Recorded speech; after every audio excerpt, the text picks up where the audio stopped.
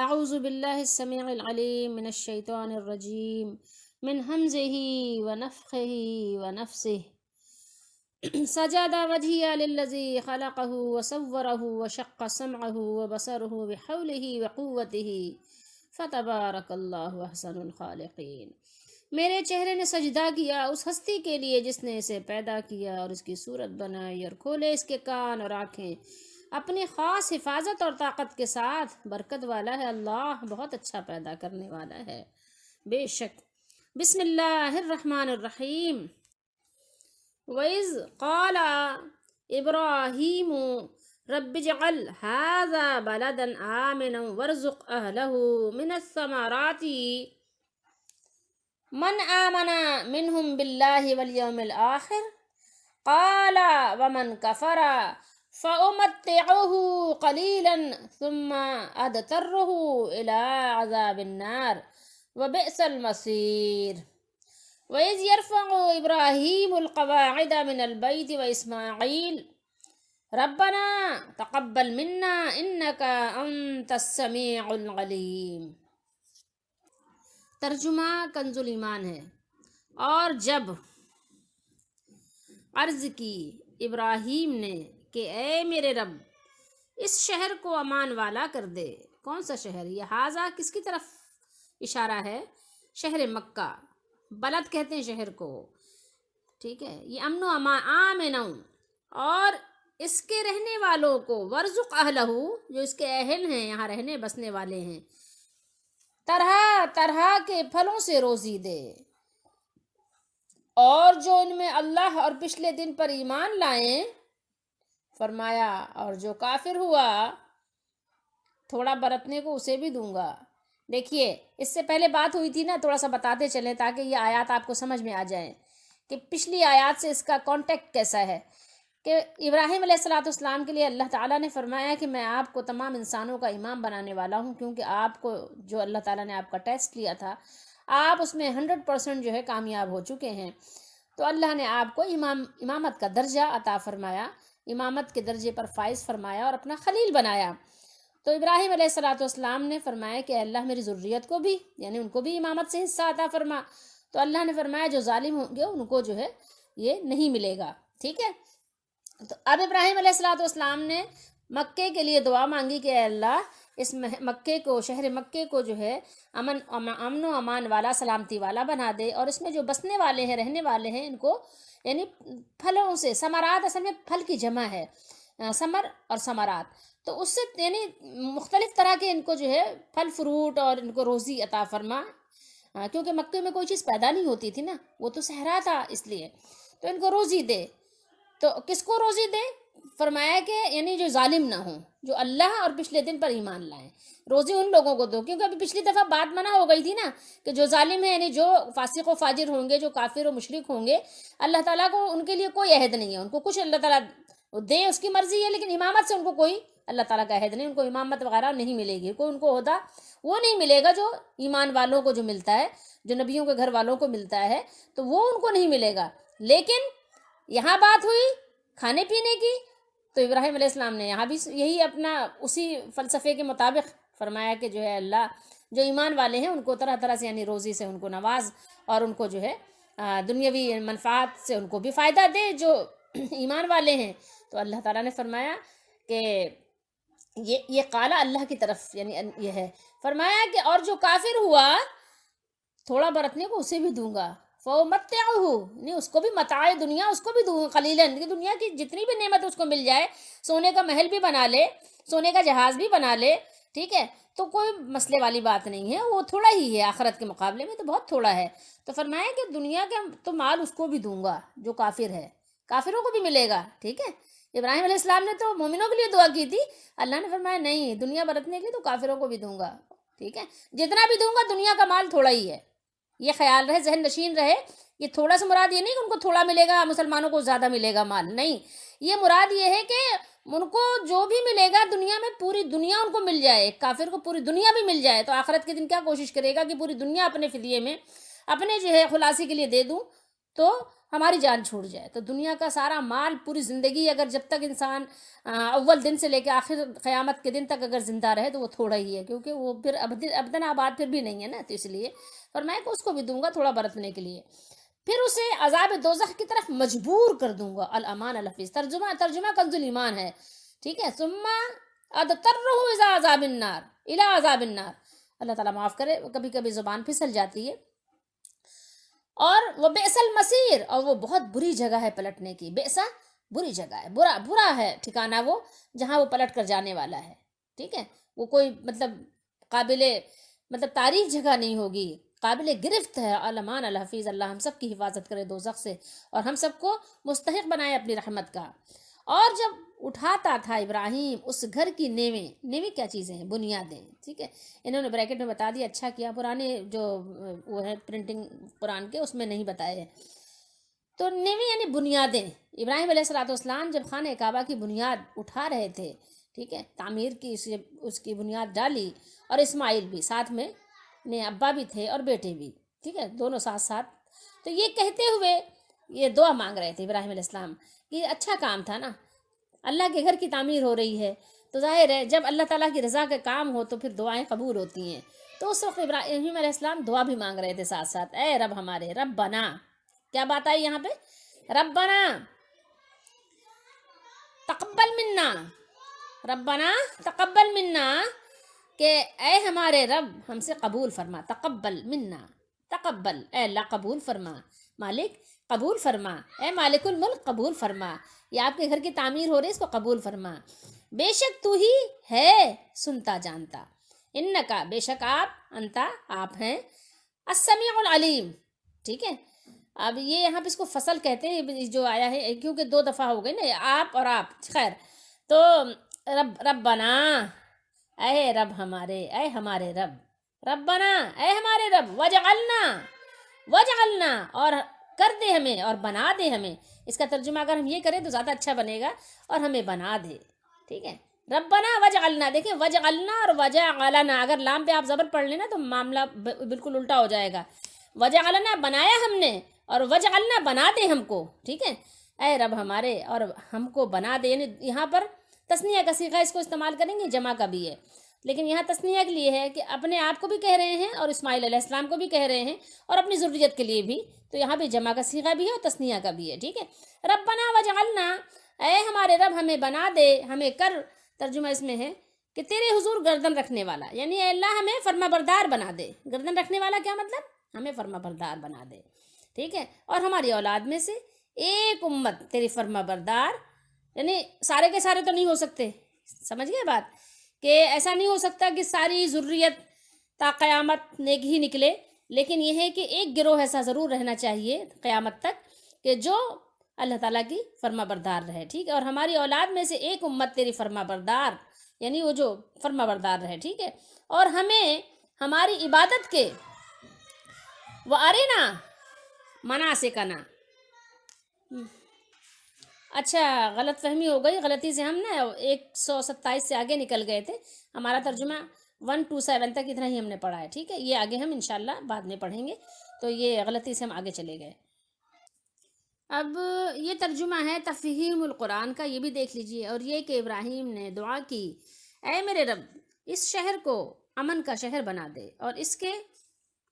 باشندوں میں سے جو اللہ اور آخرت کو مانے انہیں ہر قسم کے پھلوں کا رزق دے۔ جواب میں اس کے رب نے فرمایا، اور جو نہ مانے گا دنیا کی چند روزہ زندگی کا سامان تو میں اسے بھی دوں گا، مگر آخر کار اسے عذاب جہنم کی طرف گھسیٹوں گا، اور وہ بدترین ٹھکانہ ہے۔ اور یاد کرو ابراہیم اور اسماعیل جب اس گھر کی دیواریں اٹھا رہے تھے تو دعا کرتے جاتے تھے، اے ہمارے رب ہم سے یہ خدمت قبول فرما لے، تو سب کی سننے اور سب کچھ جاننے والا ہے، اے رب ہمارے ہم دونوں کو اپنا مسلم کا مطلب کیا؟ فرما بردار، مطیع فرمان، ٹھیک ہے، سر جھکانے والا، ہر حکم پہ سر جھکانے والا بنا، ہماری نسل سے ایک ایسی قوم اٹھا جو تیری یعنی فرما بردار ہو، تیری مسلم یعنی تیری فرما بردار ہو، ہمیں اپنی عبادت کے طریقے بتا یا طریقے سکھا بھی ہو سکتا ہے، اور ہماری کوتاہیوں سے درگزر فرما، تو بڑا معاف کرنے والا اور رحم فرمانے والا ہے۔ یہ ہو گئی بات یہاں تک۔ اللہ نے اپنے خلیل علیہ الصلاۃ والسلام کا ذکر بڑے خوبصورت انداز میں ارشاد فرمایا، اور ان کی دعائیں کس طرح قبول فرمائیں تھوڑا سا سمجھنے کی کوشش کرتے ہیں۔ اللہ تعالیٰ نے حضرت ابراہیم علیہ السلام کی اس خواہش کو پورا فرمایا جس کا ذکر یعنی قرآن مجید میں خود اللہ تعالیٰ نے فرمایا ہے۔ سورہ عنکبوت میں کیا فرمایا؟ وَجَعَلْنَا فِي ذُرِّيَّتِهِ النُّبُوَّةَ وَالْكِتَابَ، فرمایا ہم نے نبوت اور کتاب کو اس کی اولاد میں کر دیا۔ ابراہیم علیہ السلام نے دعا کی تھی نا، تو پہلے موٹی موٹی باتیں سمجھ لیتے ہیں نا، کہ ہماری ایک یعنی ہمارے یعنی ذریت میں سے ایک یعنی گروہ ایسا ہو کہ جو مطلب آپ کا فرما بردار مسلم رہے، ہے نا، فرما بردار رہے۔ تو ان کی دعا اللہ تعالیٰ نے کس انداز سے قبول فرمائی؟ ہر نبی جسے اللہ نے مبعوث کیا، اور ہر یعنی کہنا چاہیے کتاب جو ابراہیم علیہ السلام کے بعد نازل فرمائی، وہ ابراہیم علیہ الصلاۃ والسلام کی ہی نسل میں یعنی آپ کے ہی سلسلے میں رہا، ٹھیک ہے۔ اور اس کے ساتھ ہی یہ فرما کر کے میرا وعدہ ظالموں سے نہیں ہے، اس سے پہلے بات ہوئی تھی نا، تو اس بات کی وضاحت فرما دی کہ ابراہیم علیہ السلام کی اتنی اونچی شان اللہ کے نزدیک آپ کی منزلت ہونے کے باوجود ابراہیم علیہ السلام کی اولاد میں سے جو ناخلف اور ظالم و مشرک ہوں گے، ان کی شقاوت و محرومی کو دور کوئی نہیں کر سکتا، کوئی دور کرنے والا نہیں ہوگا۔ اللہ تعالیٰ نے یہاں پیغمبر کی اولاد کے بارے میں یہ بات فرمائی، ٹھیک ہے۔ تو اب جو اس طرح کی بات کرے تو اس کی باتوں کی تو جڑ ہی کٹ گئی نا۔ اگر ایمان و عمل صالح نہیں تو پھر یہ کہ سب آپ کا بیکار ہے، پھر تو بیکار ساری مناجات ہے۔ اور اس کے بعد فرمایا اللہ تعالیٰ نے ابراہیم علیہ الصلاۃ والسلام کو اللہ تعالیٰ نے وہ عظمت، وہ فضیلت عطا فرمائی کہ دنیا اور آخرت میں اللہ تعالیٰ نے ان کو جو ہے منتخب فرما لیا، برگزیدہ بنا لیا۔ اور اس کے ساتھ اللہ تعالیٰ نے یہ بھی وضاحت فرما دی کہ ملت ابراہیمی سے جو بھی اعراض کرے گا، جو بھی بے رغبتی کرے گا، جو بھی منہ پھیرے گا، تو وہ بے وقوف ہوگا۔ یہ بے وقوفوں کا یا بے وقوفی کا ہی کام ہو سکتا ہے، بے وقوف کے علاوہ کسی عقل مند سے اس کا تصور نہیں کیا جا سکتا کہ وہ ابراہیم علیہ الصلاۃ والسلام کے دین سے، آپ کے طریقے سے، آپ کی ملت سے منہ موڑے، ممکن نہیں ہے۔ اب ذکر ہو رہا ہے اس بات کا کہ ابراہیم علیہ السلام نے دعا مانگی کہ اے ہمارے رب، اس شہر کو امن والا اور بنا دے اور روزی دے اس کے باشندوں کو طرح طرح کے پھلوں سے۔ تو یہ بات ہو رہی ہے، تو اللہ تعالیٰ نے ابراہیم علیہ السلام کی یہ دعا قبول فرمائی اور مکہ معظمہ کو امن والا شہر بنا دیا۔ آج تک بھی آپ دیکھیں کہ حرم کی حدود میں کسی کا خون بہانا اور حرم کے درختوں کو کاٹنا، وہاں شکار کرنا، شکار کو بھگانا، یہ سارے عمل کیا ہیں؟ سارے عمل ناجائز ہیں، کوئی بھی عمل اس میں سے نہیں کیا جا سکتا۔ اور رزق کی جو اللہ نے وہاں رزق دیا ہے، جو روزی دی ہے، رزق کی فراوانی اگر دیکھنی ہے تو جا کے آپ مکے میں دیکھیں، ایسی فراوانی عطا فرمائی کہ مکے میں کھیتی باڑی نہ ہونے کے باوجود وہاں سارا سال دنیا بھر کے تازہ پھل اور ہر قسم کا غلہ اتنی فراوانی سے ملتا ہے کہ ابراہیم علیہ السلام کی دعا کی قبولیت مطلب ہمیں اپنی آنکھوں سے نظر آتی ہے۔ جہاں وہاں جانا ہو آپ غور کریں، لاکھوں لوگ ہوتے ہیں حرم میں، ہر وقت لاکھوں لوگ ہوتے ہیں، اور سب تقریباً الا ماشاء اللہ کہ کچھ مریض بیمار لوگ ہوں کہ جو پکا کے کھاتے ہوں، سب لوگ پکا ہوا کھانا لے کر جاتے ہیں، سب اپنی اپنی پسند کا کھانا لے کر جاتے ہیں، کوئی گوشت، کوئی سبزی، کوئی وہ کیا کہتے ہیں اس کو وہاں پر، کوئی بھنی ہوئی سالم مرغی، اور کوئی جو مطلب یعنی یہ سمجھ لیں گرانے کی ضرورت نہیں ہے، آنکھوں دیکھا دیکھ لیجئے وہاں پر جا کر کہ لاکھوں لوگ مکے میں، لاکھوں مدینے میں ہر وقت موجود رہتے ہیں، ہر وقت۔ تو اب وہ اور بات ہے کہ یہ جو مرض آ گیا کرونا، تو اس کی وجہ سے ظاہر ہے کہ یہ تھوڑی سی یہاں پر تنگی ہو گئی، مطلب تنگی سے مراد یہ جانے آنے میں تنگی ہو گئی، تو اس لحاظ سے ظاہر ہے، اگر میں تو یہ کہتی ہوں نا، کورونا سے اگر کاف نکال دو تو صرف رونا ہی رونا بچتا ہے۔ ایک ایسا مرض، ایک ایسا وبال، جیسے یہ اللہ تعالیٰ سب کو اپنی امان میں رکھے، ایسا نازل ہوا کہ بس خیر۔ تو اس کے علاوہ آپ دیکھیں کہ لاکھوں لوگ مکے میں، لاکھوں لوگ مدینے میں ہر وقت ہما وقت موجود رہتے ہیں۔ میں یہی سوچتی رہتی تھی اللہ کبھی کسی دن ایسا نہیں ہوتا کہ کوئی کہے کہ پانی کم پڑ گیا، پانی نہیں آ رہا نلوں میں، یا کوئی یہ کہے کہ پینے والا پانی میں کمی آ گئی، نہیں، واش روم دیکھیں تو سب صاف ستھرے۔ اس کے علاوہ آپ یہ دیکھیں کہ جس کو جتنی روٹی چاہیے روٹی مل رہی ہے، سلائس چاہیے سلائس مل رہی ہے، بسکٹ چاہیے بسکٹ مل رہا ہے، سالن چاہیے سالن مل رہا ہے، گوشت چاہیے گوشت مل رہا ہے، کبھی کوئی چیز جو کم پڑ جائے۔ ایسی برکتیں اللہ نے نازل فرمائی، ابراہیم علیہ السلام کی دعا کی ایسی برکتیں، ایسی برکتیں، اللہ اکبر وللہ الحمد۔ سب تعریف اللہ کے لیے ہے کہ اس نے ابراہیم علیہ السلام اپنے خلیل کی دعاؤں کا جو ثمرہ دکھا رہا ہے وہ آج تک اس کی قبولیت ہماری آنکھوں سے بھی نظر آ رہی ہیں۔ تو اللہ نے ایسی دعا قبول فرمائی، کسی کو کوئی چیز نہیں کم پڑتی، کسی کو ایسا نہیں ہوتا کہ کمرہ نہیں ملا بھائی وہ روڈ پہ پڑا ہوا ہے، وہ اور بات ہے کوئی ویسے ہی پڑا رہے تو پڑا رہے، لیکن یہ ہے کہ کسی کو یہ نہیں ہوتا، کوئی چیز کی تنگی نہیں، ایسی برکات اللہ تعالیٰ کی وہاں پر تجلیات ہر وقت ظاہر ہو رہی ہیں۔ اب ہم بات کر لیتے ہیں تھوڑا اس کا کہ اس سے پہلے ابراہیم علیہ السلام نے اپنی اولاد کے لیے امامت کی دعا کی تو اللہ تعالیٰ نے فرمایا کہ میرا عہد ظالموں کو نہیں پہنچتا۔ اب ابراہیم علیہ السلام نے رزق کی دعا ظالموں کو نکال کر صرف ایمان والوں کے لیے کی، تو اللہ تعالیٰ نے فرمایا کہ میں دنیاوی رزق تو سب کو دوں گا، ٹھیک ہے، سب کو دوں گا، البتہ آخرت میں ان کے لیے عذاب ہے۔ تو کیا پتہ چلا کہ دنیا میں کسی کے پاس رزق کی کثرت اگر ہو جائے تو اس کا یہ مطلب نہیں کوئی دنیا کی نعمتوں میں کوئی لطافت ہو، مالا مال ہو، تو اس سے کوئی یہ اندازہ نہیں لگا سکتا کہ ہاں اس سے اللہ راضی بھی ہے۔ دنیا کی کیونکہ نظام دنیا ہے نا، تو اللہ تعالیٰ اگر ظاہر کافروں کو نہیں دے گا تو کافر مر جائیں گے نا، تو یہ تو ایسا نہیں ہو سکتا کہ کافروں کو نہیں دے گا۔ مسلمان ہوگا تو اس کو اولاد ملے گی، کافر ہوگی تو اس کو اولاد نہیں ملے گی، مسلمان ہوگا تو اس کو جو ہے صحت ملے گی، کافروں کو صحت نہیں ملے گی، یہ تھوڑی، یہ تو نظام درہم برہم ہو جائے گا نا۔ تو اللہ تعالیٰ نے تو نظام چلانا ہے جب تک قیامت نہیں آئے گی، ہر طرح کے کفار کو رزق بھی ملے گا، حسن بھی ملے گا، سبھی کچھ ملے گا، ہو سکتا ہے مسلمانوں سے زیادہ ہی ملے۔ سورہ زخرف پڑھ کے دیکھ لیجئے، ٹھیک ہے، آزمائش کے لیے، کہ وہ ایک ہے نا حدیث شریف کہ وہ بتوں کا نام لے کر جو ہے جب ڈالتے تھے تو ان کو بہت وہ مچھلیاں آتی تھیں جو جال ڈالتے تھے، اور جو اللہ کا نام لے کر ڈالتے تھے تو اس میں کم آتی تھیں۔ تو یہ تو آزمائش ہے، ٹھیک ہے، اس پر کبھی بھی انسان کو یہ نہیں بھولنا چاہیے کہ یار شاید اللہ مجھ سے ناراض ہے، نہیں، ممکن ہے کہ اللہ تعالیٰ نے آپ کو آزمائش میں ڈالا تو ہو سکتا ہے کہ اللہ تعالیٰ آپ سے راضی ہو،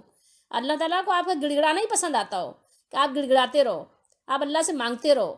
ٹھیک ہے۔ تو یہ کوئی دلیل نہیں ہے کہ کسی کے پاس بہت زیادہ مال ہے تو اس سے اللہ راضی ہے، ٹھیک ہے۔ رزق کی کثرت جو ہے اس پر اللہ تعالیٰ کے خوش اور راضی ہونے کی کوئی دلیل نہیں ہے۔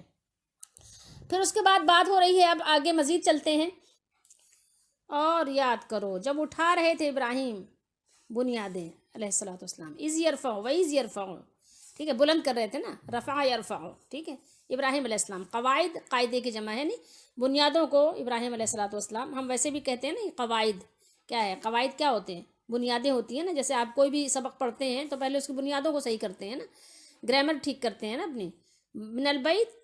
کون سے؟ خانہ کعبہ کی، اللہ کے گھر کی جب بنیادیں ابراہیم علیہ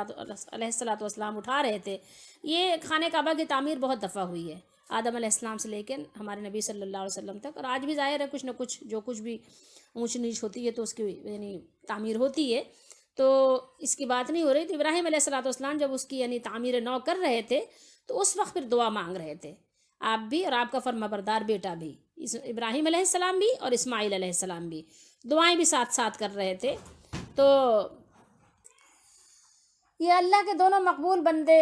خانہ کعبہ کی دیواروں کی بنیادیں بھی اٹھائے جا رہے ہیں اور اپنے رب سے، رب کریم سے دعا بھی مانگ رہے ہیں، اور دامن طلب پھیلائے ہوئے ہیں، اور دست کرم اللہ تعالیٰ کے سامنے پھیلا ہوا ہے۔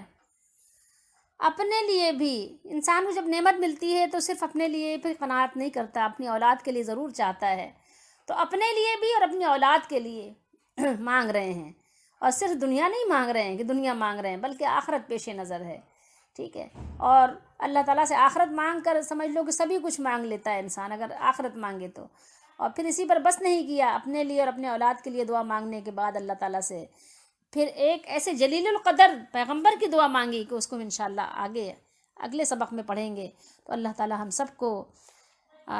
نبیوں کے طریقے پر، ان کی سنتوں پر عمل کرتے ہوئے ہمیں دنیا اور آخرت مانگنے کی اللہ توفیق دے، اور اللہ تعالیٰ ہم سب کو بھی اپنی بارگاہ میں قبول فرمائے، ہمیں بھی اور ہماری اولادوں کو، ہماری نسلوں کو اللہ تعالیٰ ہدایت دے، اور ہدایت پر ثابت قدمی عطا فرمائے، سیدھے راستے پر چلتے چلتے ایمان کی حالت میں اپنی رضا اور خوشنودی کے ساتھ ہمیں ایمان اور عافیت کی موت نصیب فرمائے، قرآن و سنت پر ثابت قدمی نصیب فرمائے، آمین۔ وما علینا الا البلاغ المبین، صدق اللہ العظیم۔